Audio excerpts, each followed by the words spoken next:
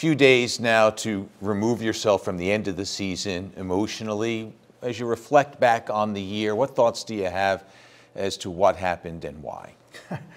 Well, a lot to unpack, that's for sure. A lot of great information, from players, sit down with the coaches, my eyes aren't painted on either. The eye test from here is real. Matty, at the end of the day, I think last year was awesome for the organization, for our players. Where we need to go, was it real?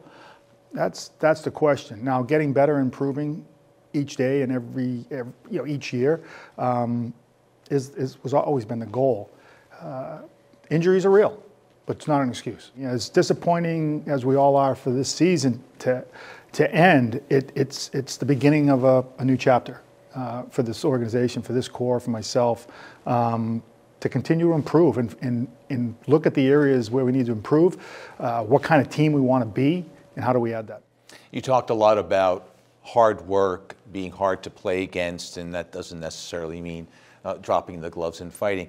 In retrospect, could last year, as great as it was, been almost something that made players think this was going to be easier than it is? You know what? Confidence is a good thing. You want confident players, and I really thought our training camp was incredible. How we left off, how we started. I thought we got away from some things and then dealt with some injuries. But again, that identity, like what do we want to stand for? Like what do we want known as? And I hope, my hope is that, my theory on how we want to play matches up to the players. And I know it does, that's always been the hope. But after talking to them, they know where they need to be. We need to be a harder team to play against in a lot of areas. We need to stay healthy. We're going to build some depth. We need to push each other. We need to keep each other accountable. We need to do a lot of things better and off the ice as well. And we've identified them, and we'll get there. The term accountability is used often in this sport, but it's not always coach making players accountable, though that's a large part of it. The room has to be accountable to themselves. What needs to be improved there, as you see it?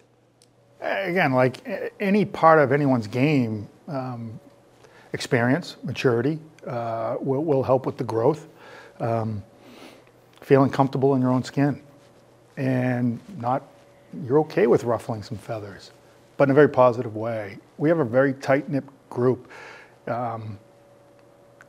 If you consider the group brothers, I could tell you my brother and I, we don't always get along, but we push each other and we love each other to be the best we possibly can. And I think that's part of the maturation process of leadership, is being comfortable in your skin to push the right way and be able to take it and understand it. And if it's not good enough versus, what did he do? We've got to get, I hope that's not the case, but, being able to push each other. You said that Travis Green will be interviewed for the head coaching job, permanent head coaching job next year. You'll also look at other candidates. You may wait to see who falls and becomes available after the first round. Kind of what are the traits are you looking for, and what are the most important traits of those, and what's your time frame? Well, I'm not gonna commit to NHL experience, but I do think our players deserve someone who has pedigree, who's coached in this league, and understands maybe where they were in their last job to what they need to be to get on the next job to take a team to the next level. There are certain boxes.